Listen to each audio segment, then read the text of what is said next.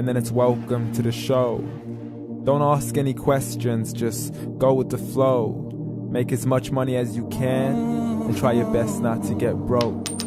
Copy everything you see on the TV, from the hairstyles to the clothes, and don't think too often, just do exactly as you're told.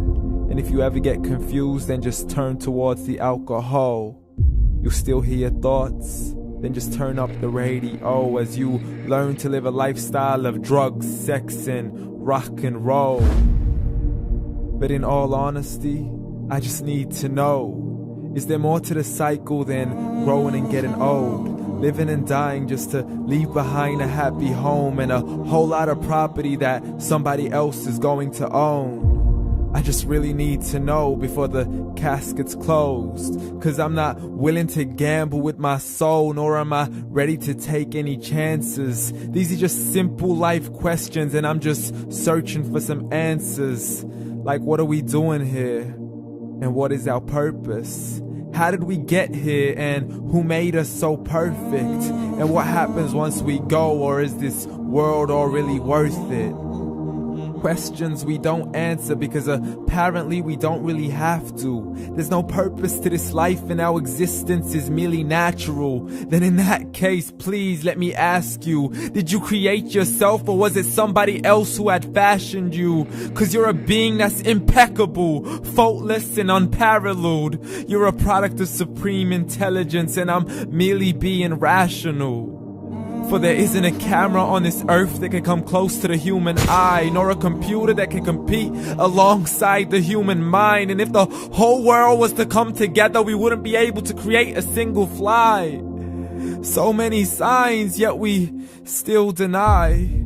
As science tries to justify that all this could come from none, when it's a simple sum. 0 plus 0 plus 0 cannot possibly ever give you 1. So from where did all this order come? For everything has its origins, a maker, a creator of its own. I mean, the only reason you're watching this video is because somebody had to press upload. So we can believe in the Big Bang, but I'd rather believe in He who caused it to explode. Allah, the creator of everything along with every single soul. The ever-living, the master, the only one who is in control. Unlike his creation, beyond our imagination. And no, he's not a man, nor does he have any partners in association. He's on his own. And no, he did not ever leave us alone. Just like every manufacturer, he left us with an instruction manual. The Quran and Islam, and I'm sorry to jump to conclusions, but it's the only one possible.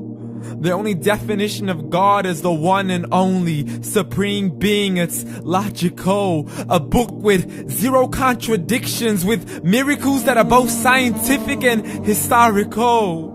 All revealed over 1400 years ago.